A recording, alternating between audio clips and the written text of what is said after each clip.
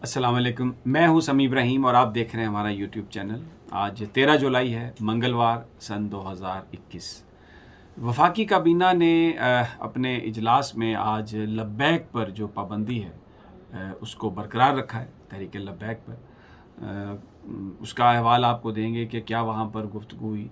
और इसके अलावा काबीना में जो वज़रा हैं वो जो उनके प्रोटोकॉल में कमी की गई है उस पर लड़ते भिड़ते रहे।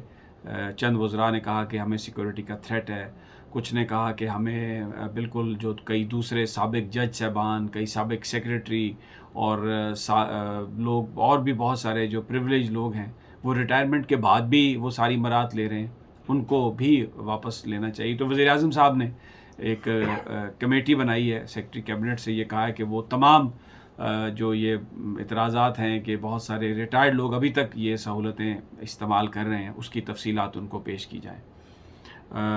सदर साहब और वज़ीर-ए-आज़म साहब के माबैन भी जो ये मामला है प्रोटोकॉल का, इस पर कुछ एक्सचेंज हुआ व्हाट्सएप पर, उसकी भी हमारे पास तफसीलात हैं, वो भी आपको बताएंगे। मोनिस इलाही साहब को वज़ारत में लेने का बाकायदा तौर पर फ़ैसला कर लिया गया है, हदायत कर दी गई है। अब समरी जो है वो प्रेसिडेंट साहब के पास चली जाएगी। ये मेरे पिछले वीलॉग में मैंने आपको बताया था कि तब्दीलियाँ जो हैं, ख़्याल था कि ये ईद के बाद होंगी, लेकिन ये अभी से उसका सिलसिला शुरू हो गया और सबसे पहले मरहले पर मोनिस इलाही साहब को वज़ीर बराए आबी वसाइल बनाने का फ़ैसला किया गया। तो अब फैसल वाडा साहब अगर वज़ीर बनेंगे भी तो पुराना महकमा उनके पास नहीं होगा। अगर वो बनेंगे तो अभी तक ये कोई फ़ैसला नहीं कि वो वज़ीर बनते हैं या नहीं। सबसे पहले आते हैं लब्बैक वाले इशू पर। इसमें कमेटी ने जो एक वज़ारत दाखिला की कमेटी कायम की गई थी, उस पर उन्होंने अपनी रिकमेंडेशंस दी। मैंने बताया था कि आज फ़ैसला होगा, तो काबीना में कोई ज़्यादा इस पर बहस नहीं हुई और वज़ीर-ए-आज़म साहब ने कहा कि ये रिपोर्ट आई है और उन्होंने काबीना ने इसको अप्रूव कर दिया।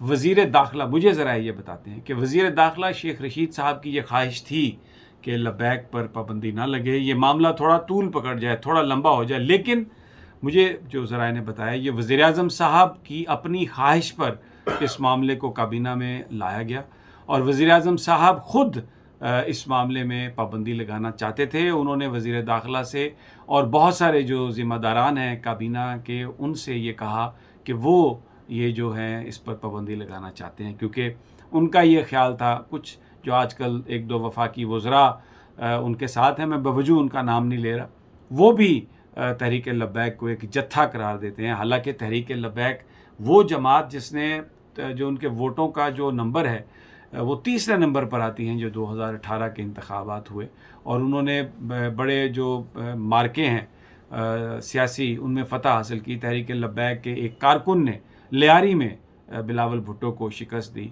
और फिर जो कराची का भी ज़िमनी इंतखाब था उसमें आम ख्याल ये था कि लब्बैक लीड करती रही और सईद गनी साहब जो पीपल्स पार्टी के वज़ीर थे, उन्होंने भी एक प्रेस कॉन्फ्रेंस में इस बात का एतराफ़ किया कि जो लब्बैक थी एक मरहले पे उसने पीपल्स पार्टी के जो कादर मंदोखेल जीते इलेक्शन, उनसे भी वो आगे चले गए थे।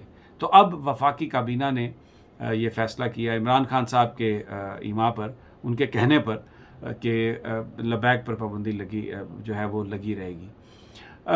जो बुनियादी वजह जो बताई गई है पाबंदी की वो ये है कि जी वो तोड़ फोड़ में मुलव्वस थे, उन्होंने कौमी अमलाक को नुकसान पहुंचाया, उन्होंने जो लॉ इन्फोर्समेंट है उसको नुकसान पहुंचाया और वो एक जत्था है, वो एक सियासी जमात नहीं है।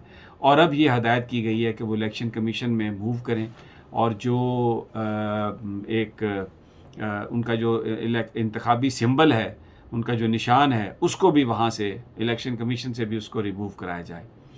और कुछ ये अंदाज़ा हो गया था इसलिए कि जो साद रिजवी साहब हैं उनकी जो 90 दिन की हिरासत है वो कल ख़त्म हो रही थी, लेकिन उसके बाद पंजाब हुकूमत ने उसमें इजाफ़ा कर दिया। अब एक बड़ा सवाल ये है कि अगर तो तोड़ फोड़ और जलसे जुलूस करना एक ऐसा अमल है जिसकी वजह से किसी सियासी जमात पर पाबंदी लग सकती है, तो ये तो हमारी जो मुल्क की सारी सियासी जमातें हैं वो ये काम करती रही हैं।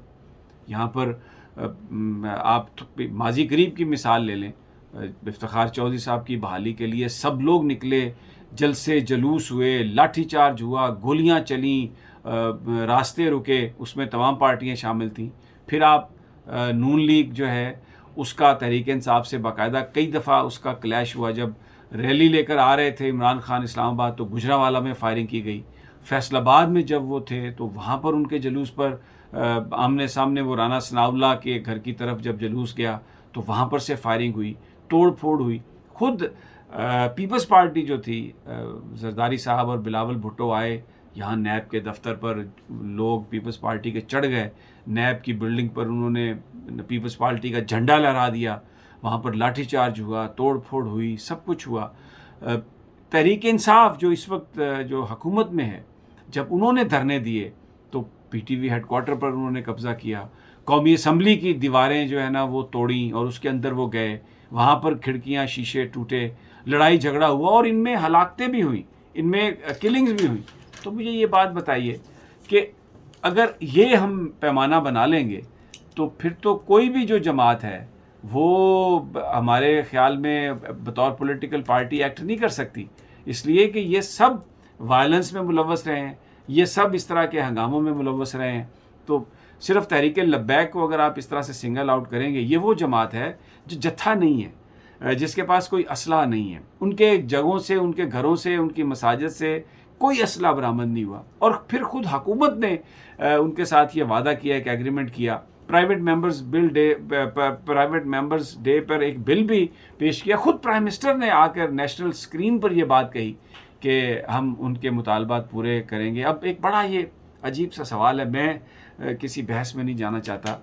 नामूस रिसालत जो है वो एक बड़ा एक ऐसा एक है कि उसमें बिल्कुल भी आप किसी तरह का भी कोई मुसलमान कंप्रोमाइज़ करने के लिए तैयार नहीं है। मुझे आप ये बात बताएं कि क्या ये जो जब साद रिजवी को गिरफ़्तार किया गया और ये मुल्क में जो फसादात भी हुए, जलसे जुलूस भी निकले, क्या वो जो कराची में किलिंग हुई थी उससे उनकी तादाद ज़्यादा थी? याद करें जब साबिक़ चीफ़ जस्टिस इफ्तिखार चौधरी कराची पहुँचे थे, वहाँ पर MQM थी, वहाँ पर पीपल्स पार्टी थी, वहाँ पर दूसरी जमातें थीं। उन्होंने इफ्तिखार चौधरी साहब को शहर में दाखिल नहीं होने दिया। पूरे शहर में बलवा था, पूरे शहर में हंगामा था। सुप्रीम कोर्ट का इसके बाद फैसला भी आया कि इन तमाम सियासी जमातों के पास जत्थे हैं। मौलाना फजलुर रहमान के आप जलूसों में देखते हैं, जो PDM के जलसों में, कि उनके जो बिल्कुल डंडा बरदार जो उनकी फ़ोर्स है, वो जत्था जो एक यूनिफॉर्म पहन कर आती है और पूरे के पूरे मजमे को कंट्रोल करती है, मारते भी हैं, पीटते हैं, पूरी की पूरी उसकी फुटेजेस हैं। वो तो बतौर पॉलिटिकल पार्टी एक्ट कर रही हैं, लेकिन लब्बैक पर आपने पाबंदी क्यों लगाई है? ये एक सवाल है हर पाकिस्तानी के जहन में। लब्बैक के पास इसके अलावा अब कोई चारा नहीं कि वो पाकिस्तान की अदालतों से रिजू करें और वहाँ पर अपना मुकदमा पेश करें। और इस बात का कोई एविडेंस नहीं है कि ये कोई फ़ॉरेन फंडेड जमात है, इस बात का कोई एविडेंस नहीं है कि उनके पास से कोई असला बरामद हुआ है, और इस बात का भी कोई एविडेंस नहीं है कि वो मुल्क में कोई हंगामे या कोई इस तरह की चीज़ वो प्लान कर रहे हैं। सिंपल उनकी एक डिमांड थी कि अगर फ़्रांस ने रियासती सतह पर नबी पाक सल्लल्लाहु अलैहि वसल्लम की शान में गुस्ताखी की उनके सदर ने, तो हमें भी उसका जवाब रियासती सतह पर देना चाहिए। कोई वायलेंस नहीं, कोई तशद्दुद नहीं, कोई हंगामा नहीं, और हुकूमत ने वादा किया कि असम्बली में हम ये बात पेश करेंगे। बजाय इसके कि वो अपना वादा पूरा करे, उन्होंने ये एक्शन उठा लिया है, शायद ये सोचते हुए कि इस वक्त उनके हाथ में ताकत है तो वो हर चीज़ को दबा लेंगे। मैं तो सिर्फ इतना ही कहूँगा कि मेरे प्यारे आका नबी मुस्तफ़ा सल्लल्लाहु अलैहि वसल्लम का नाम, उनकी शान, उनकी हुर्मत, उनकी इज़्ज़त बहुत बड़ी है। ये सब दुनियावी चीज़ें हैं, ये इधर की इधर ही रह जाएंगी। और जहाँ पर, क्योंकि उनकी हुर्मत का ज़िम्मा तो मेरे अल्लाह ने उठाया हुआ है। ये तो हम सब लोग तो मैं तो खैर उनमें भी शामिल भी नहीं हूँ, मैं तो बहुत गुनाहगार हूँ, लेकिन जो लोग भी हुर्मत रसूल की बात करते हैं तो वो तो उसमें अपना हिस्सा डाल रहे हैं। बहरहाल एक सैड है ये जो कुछ भी हुआ, तो मैं आपके साथ ये चीज़ें शेयर कर रहा हूँ। अब काबीना के इजलास में एक तरफ तो लब्बैक पर पाबंदी लगाई और दूसरी तरफ उस काबीना में ये गाड़ियों के लिए लड़ते रहे।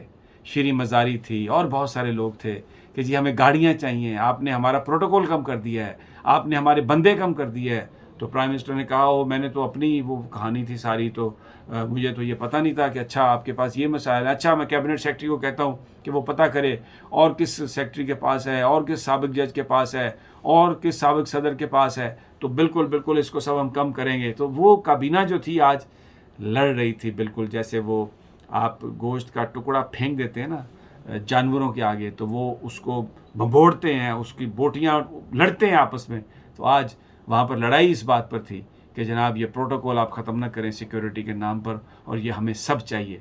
और मैंने आपसे जिक्र किया कि सदर पाकिस्तान के हवाले से भी व्हाट्सएप पर एक्सचेंज हुई है, क्योंकि सदर पाकिस्तान ने वज़ीर-ए-आज़म साहब से ये कहा कि मैं कोई प्रोटोकॉल ज़्यादा नहीं लेता, मैं तो ब्लू बुक को फॉलो करता हूँ, जो ब्लू बुक में है वही लेता हूँ। अब देखें ना, जब ये अपोजिशन में थे तो ये सब कुछ पहले भी ब्लू बुक में था, उसी पर ये एतराज़ होता था। अब जब आप हुकूमत में आ गए हैं तो अब आप भी ब्लू बुक को फॉलो करने लगे हैं। बहरहाल ये चंद गुजारिशात थी, इंशाल्लाह जल्द अगली वीडियो में हाजिर खिदमत होगा। इजाज़त दीजिए, अल्लाह निगहबान।